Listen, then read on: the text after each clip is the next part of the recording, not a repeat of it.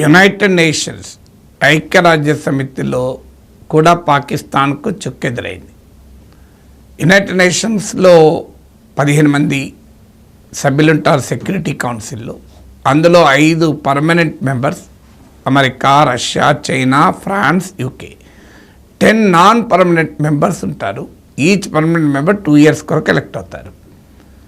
ఈ పహల్గాం దాడి జరిగి భారత్ పాక్ల మధ్య ఉద్రిక్తత పెరిగిన సమయంలో పాకిస్తాన్ నాన్ పర్మనెంట్ మెంబర్గా ఉంది సెక్యూరిటీ కౌన్సిల్లో.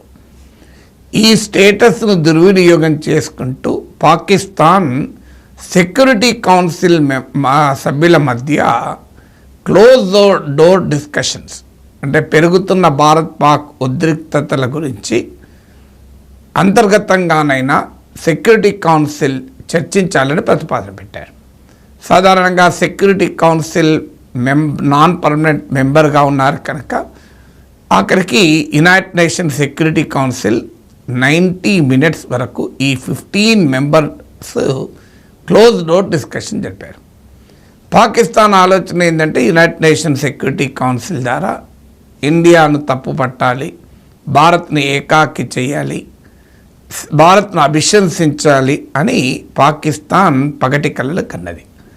ఇండియా కశ్మీర్లో మిలిటరీ బిల్డప్ చేస్తోంది, ప్రొవకేట్ చేస్తుంది, కవ్వింపు చర్యలకు దిగుతోంది, కవ్వించే మాటలు మాట్లాడుతోంది అంటూ భారత్ పైన Pakistan permanent representative United nations ఆరోపణలు చేశారు. కానీ ఇంట్రెస్టింగ్ ఏంటంటే పాకిస్తాన్కు రివర్స్లో అటాక్ ఎదురైంది. విచిత్రం ఏంటంటే యునైటెడ్ నేషన్ సెక్యూరిటీ కౌన్సిల్ సమావేశం ముగిసింది, కానీ ఒక్క స్టేట్మెంట్ కానీ ప్రెస్ రిలీజ్ కానీ రెజల్యూషన్ కానీ ఏదీ చేయలే.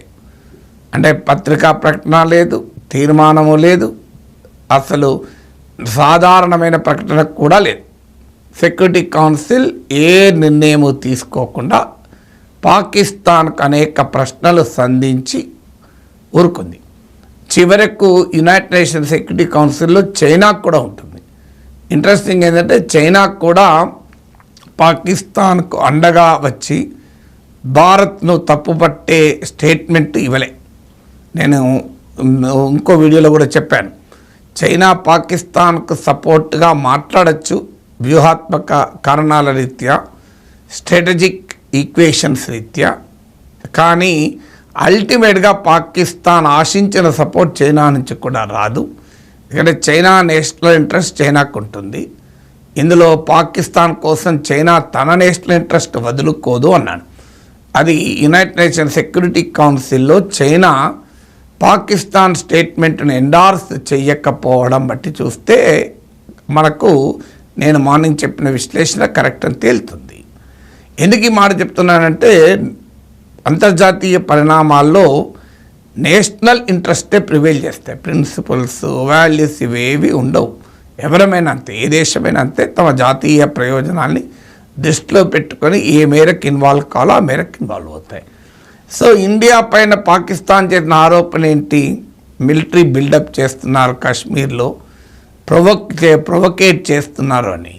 కానీ యునైటెడ్ నేషన్స్లోని సభ్య దేశాలు సెక్యూరిటీ కౌన్సిల్ భద్రతా మండలిలోని మెంబర్ కంట్రీస్ పాకిస్తాన్నే క్వశ్చన్స్ రైజ్ చేశాయి ఇంటర్నేషనల్ మీడియాలో వస్తున్న కథనాల ప్రకారం. మొదటిది, ఈ న్యూక్లియర్ రెటోరిక్ ఏంటి? అణ్వస్త్రాలు ప్రయోగిస్తామంటూ ఎందుకు మాట్లాడుతున్నారు? ఇది వాళ్ళు అడిగిన మొదటి ప్రశ్న. ఎందుకంటే భారతదేశం ఇప్పటి వరకు అణ్వస్త్ర ప్రయోగము అన్న పదం వాడలేదు. ఏ ఇండియన్ లీడర్ కూడా ఎక్కడా న్యూక్లియర్ వెపన్ అన్న పదమే రాలేదు. కానీ పాకిస్తాన్ మినిస్టర్ హనీఫ్ అబ్బాసీ నుంచి మొదలుకొని తాజాగా రష్యాలో పాక్ రాయబారి వరకు మాకు 130 అణ్వస్త్రాలు ఉన్నాయి, అవి భారత్ వైపే చూస్తున్నాయి, షహీన్, గోరీ, గజనవి మిసైల్స్ రెడీగా ఉన్నాయి, full spectrum including nuclear attack సిద్ధం అంటూ మాట్లాడాయి.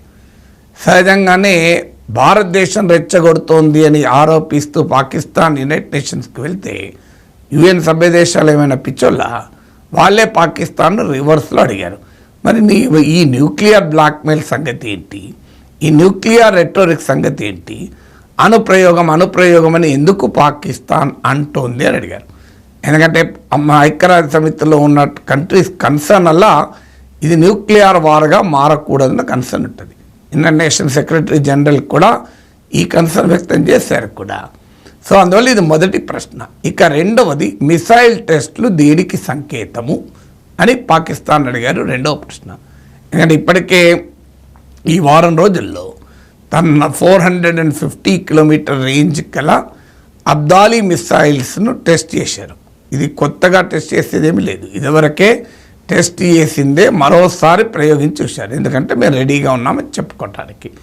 తాజాగా మళ్ళీ ఫతే అనే మిసైల్ 120 కిలోమీటర్ రేంజ్ ఉన్న మిసైల్ కూడా టెస్ట్ చేశారు.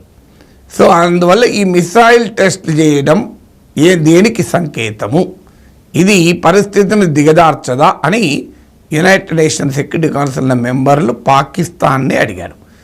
ఇక మూడవది, లష్కర్ ఈ తోయిబాతో సంబంధాల సంగతి ఏంటి అని. ఎందుకంటే Lashkar e Taiba united nation designated terrorist organization అంటే ఐక్యరాజ్య సమితి తీవ్రవాద సంస్థగా ప్రకటించిన సంస్థ ఇది. అందుకే లష్కర్ ఈ తోయిబా పేరు మార్చుకొని ద రెసిస్టెన్స్ ఫ్రంట్ TRF అనే పేరుతో కశ్మీర్లో 2019 తర్వాత ఆపరేట్ అవుతూ వస్తుంది. అది ఇస్లామిక్ ఐడెంటిటీని దాచేసి ప్రతిఘటన ఫ్రంట్ అనే ఒక మానవ హక్కుల ముసుగేసుకొని ఆర్టికల్ 370 రద్దుకు వ్యతిరేకంగా కశ్మీరీలను ఐక్యం చేస్తున్నామన్న కహానీలు చెప్తూ పనిచేస్తుంది లష్కర్ ఈ తోయిబా. జైషీ మహమ్మద్ కూడా తన ఇస్లామిక్ ఐడెంటిటీని దాచేసుకొని యాంటీ ఫాసిస్ట్ ఫ్రంట్ అని ఒక పేరు పెట్టుకుని పీపుల్ అగెన్స్ట్ ఫాసిజం అని పీపుల్స్ యాంటీ ఫాసిస్ట్ ఫ్రంట్ అంటారు. సో ఆ పేరు పెట్టుకుని పనిచేస్తుంది అని యునైటెడ్ నేషన్స్లోని సభ్య దేశాల సెక్యూరిటీ కౌన్సిల్ మెంబర్స్ అడిగారు. మరి పహల్గామ్ అటాక్లో ఈ లష్కర్ ఈ తోయిబా బాధ్యత లేదా, లింకులు సంగతి ఏంటి అని అడిగారు పాకిస్తాన్. నాలుగవది, మతపరమైన అస్తిత్వాన్ని తెలుసుకొని టూరిస్టులను టార్గెట్ చేశారు.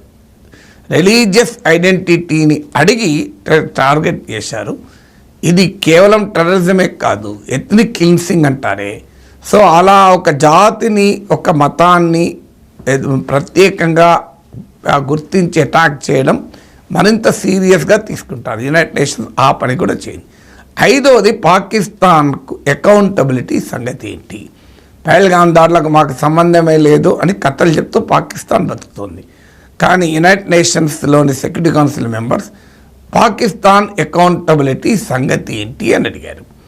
ఇక ఆరవది, పాకిస్తాన్ కశ్మీర్ అంశాన్ని ఇంటర్నేషనలైజ్ చేయాలి, దీని ఒక అంతర్జాతీయ సమస్యగా ప్రజెంట్ చేయాలి, ఐక్యరాజ్య సమితి ఇన్వాల్వ్ చేయాలి, ఇతర దేశాలను ఇన్వాల్వ్ చేయాలి అని తపన పడుతుంటే యునైటెడ్ నేషన్స్ సెక్యూరిటీ కౌన్సిల్లోని మెంబర్స్ మాత్రం ఇది బైలేటరల్ డిస్ప్యూట్, ఇది మీకు భారతదేశానికి మధ్య వివాదము, దీన్ని డైలాగ్ ద్వారా మీరే పరిష్కరించుకోండి కానీ మేము జోక్యం చేసుకుంటామని అనలే.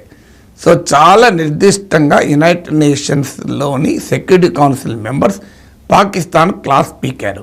పాకిస్తాన్ ఒకటి తలిస్తే యునైటెడ్ నేషన్ మరొక రకంగా రియాక్ట్ అయింది. సో పాకిస్తాన్ యునైటెడ్ నేషన్స్లో విఫలమైన దానికి ఇదొక ఉదాహరణ.